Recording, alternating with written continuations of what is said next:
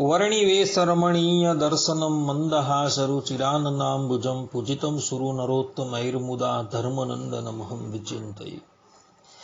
असतो मा षड्गमय तमसो मा ज्योतिर्गमय मृत्युर्मा अमृतं गमयः। ओम शान्तिः शान्तिः शान्तिः। अस्मद्गुरु समारंभां नाथ यामुन मध्यमां लक्ष्मी वल्लभ पर्यंतां वंदे गुरु परंपरा। આજની જ્ઞાન સભાની અંદર પધારનારા બધા જ ભગવદ ભક્તોને વેદાંતાચાર્ય પુરાણ ઇતિહાસ આચાર્ય અમે ફિલોસોફી શાસ્ત્રી રાકેશભાઈના હેતપૂર્વક જય સ્વામિનારાયણ। ભક્તો, આજની આ જ્ઞાન સભાની અંદર આપણે બધા શ્રીમદ ભાગવતના દસમ સ્કંદ 7મા અધ્યાયની અંદર ભગવાન શ્રી કૃષ્ણએ શકટ ભંજનનો અર્થાત કે શક્ટાસુરનો ઉદ્ધાર કર્યો હતો તે શક્ટાસુરના પૂર્વજન્મ વિશે થોડી વાર શ્રવણ કરશું। તો બધા જ શ્રોતાગણો આ કથા જે છે એ એકાગ્ર મને કરીને શ્રવણ કરે। શ્રીમદ ભાગવતના દસમ સ્કંદના 7મા અધ્યાયની અંદર કથા આવે છે કે એક વખત ભગવાન શ્રી કૃષ્ણએ પડખું બદલું એટલે નંદરાયજી અને યશોદાજી એ નિમિત્તે ઉત્સવ મનાવતા હતા। પોતાના પુત્ર શ્રી કૃષ્ણને એક છકડા નીચે મૂકી નંદરાયજી અને યશોદાજી પોતાના ઘરે આવેલા અભ્યાગતોની સાર સંભાળ રાખવાની અંદર રચ્યા થઈ ગયા છે। એવા જ સમયની અંદર કંસે મોકલેલો એક શક્ટાસુર નામનો દૈત્ય જે છે એ આવીને પેલા છકડાની ઉપર બેસી જાય છે। એણે મનમાં એવું વિચાર્યું કે હું આ છકડો ઊંધો વાળીને બાલકૃષ્ણને મોતને ઘાટ ઉતારી દઉં। પરંતુ ભગવાન શ્રી કૃષ્ણ પોતાના પાદ પ્રહારથી પોતે જાતે જ એ છકડાને ઊંધું વાળી નાખે છે અને એને લઈને એ છકડાની ઉપર બેઠેલો પેલો દૈત્ય જે છે એ કાળના મુખમાં ચાલ્યો જાય છે। આ પ્રમાણે ભગવાન શ્રી કૃષ્ણએ શક્ટાસુરનો ઉદ્ધાર કર્યો છે। હવે આ શક્ટાસુર પૂર્વજન્મની અંદર કોણ હતો એ કથા જાણવી અત્યંત જરૂરી છે। તો બધા જ શ્રોતાગણો આ કથા જે છે એ એકાગ્ર મને કરીને શ્રવણ કરે અને એને આત્મસાત કરી લે। ભક્તો, ગર્ગ સંહિતાની અંદર ગોલોકખંડ અધ્યાય 14 ની અંદર આ શક્ટાસુરના પૂર્વજન્મની કથા આવે છે। કથા એવી હતી કે હિરણાક્ષનો પુત્ર જેનું નામ હતું ઉત્કચ, એ એટલો બધો બલશાલી હતો અને એના બલની કોઈ સીમા ન હતી। પોતાના બળનું પ્રદર્શન કરવા માટે એ ધરાતલની ઉપર વિચરણ કરતો રહેતો હતો। કોઈ પણ મોટા મોટા વૃક્ષો હોય એ વૃક્ષોને જળ મૂળખેથી ઉખાડી નાખે, મોટી મોટી શિલાઓ હોય, મોટા મોટા પર્વતો હોય એને ઉચકી ઉચકીને એક સ્થાન પરથી બીજા સ્થાન પર ફેંકી દે, એટલો બલશાલી। એક દિવસ આ ઉત્કચ જે છે એ ફરતો ફરતો લોમસ ઋષિના આશ્રમ પર આવ્યો અને આશ્રમ પર આવી એ ઉત્પાત મચાવવા માંડ્યો। ભક્તો, લોમસ ઋષિનો આશ્રમ જે છે એ સૌરાષ્ટ્રની અંદર લોયેજ ગામની અંદર આવેલો છે। આજે પણ એ આશ્રમ જે છે એ સૌરાષ્ટ્રની અંદર લોયેજ ગામની અંદર જોવા મળે છે, જ્યાં ભગવાન સ્વામિનારાયણ સર્વપ્રથમ વન વિચરણ કરીને ત્યાં પધારેલા હતા, જે અત્યારે લોજ ગામ તરીકે ઓળખાય છે, પરંતુ પૌરાણિક એનું નામ છે લોયેજ। જુનાગઢથી તમે દ્વારકા તરફ જાઓ ત્યારે માર્ગની અંદર આ લોયેજ ગામ આવે છે અને ત્યાં લોમસ ઋષિનો આશ્રમ હતો અને એ આશ્રમમાં આવી આ ઉત્કચ જે છે એ ઉત્પાત મચાવવા લાગ્યો। કેટલાય વૃક્ષો હતા એ ધરાશાયી કરી દીધા। એ વખતે લોમસ ઋષિ ત્યાં બિરાજમાન હતા.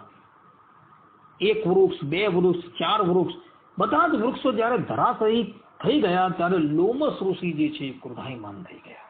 ભક્તો, આ લોમસ ઋષિ વિશે તમને કદાચ ખબર ન હશે. મહાભારતની અંદર એની કથા આવે છે. એમ કહેવાય છે કે જ્યારે તપસ્યાથી ભગવાન શંકર પ્રસન્ન થયા અને લોમસ ઋષિને વરદાન માંગવા માટે ભગવાન શંકરે કહ્યું, ત્યારે લોમસ ઋષિ કહે છે કે હું અમર થઈ જાઉં. ભગવાન શંકર કહે કે ભાઈ, અમર તો આ જગતની અંદર કોઈ નથી. દેવતાઓ પણ અમૃતપાન કરીને જે અમર થયા છે એ અમુક ક્ષણ માટે જ છે, કાયમ માટે અમર નથી એ લોકો. માટે તમારા આયુષ્યની અવધિ બાંધી આપો, તમે જ નક્કી કરો.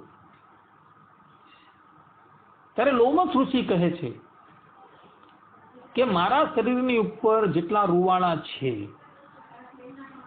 એમાંથી એક રૂવાળો ત્યારે ખરે કે જ્યારે એક બ્રહ્મા જે છે એ પોતાની સંપૂર્ણ આયુષ્ય પૂર્ણ કરી દે, ત્યારે મારો એક રૂવાળો ખરે. ભગવાન શંકરે કહ્યું તથાસ્તુ. બ્રહ્માજીનો કાળ તમને ખબર નહીં હશે ભક્તો. મનુષ્યના 8 અબજ અને 64 કરોડ વ્યતીત થાય ને ત્યારે બ્રહ્માજીનો એક દિવસ જાય છે. અને એવા બ્રહ્માજી જે છે 100 વર્ષની આયુષ્ય ધરાવે છે. લોમસ ઋષિએ વરદાન માંગ્યું છે કે જ્યારે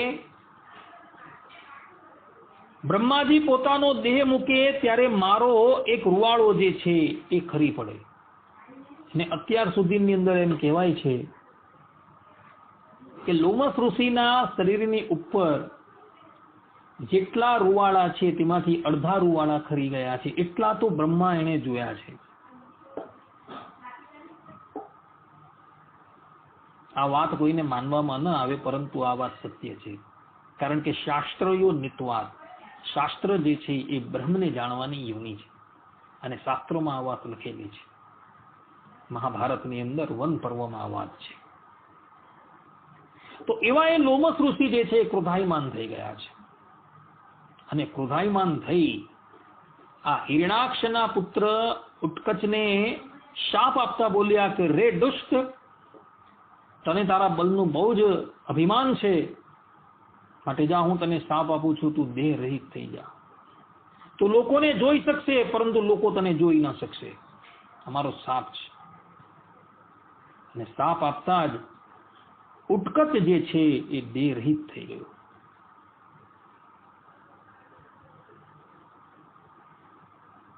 એ દોડતો દોડતો આવ્યો અને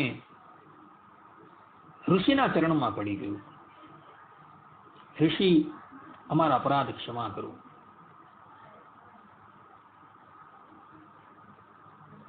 ભક્તો, શાપ એ વ્યક્તિ આપી શકે કે જે અનુગ્રહ કરી શકતો હોય. જે અનુગ્રહ ન કરી શકતો હોય એને શાપ આપવાનો અધિકાર નથી. કારણ કે શાપ આપવાથી મનુષ્યનું કેટલું પુણ્ય જે છે એ સમાપ્ત થઈ જાય છે. અગાડી કથા આવશે નારદજીને હું કહેવીશ તમને.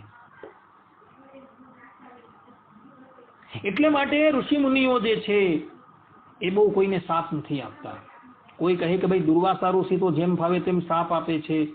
ભાઈ દુર્વાસા ઋષિ જે છે એ ભગવાનની લીલાની અંદર કેવલ ભગવાનને સહાયભૂત થાય છે.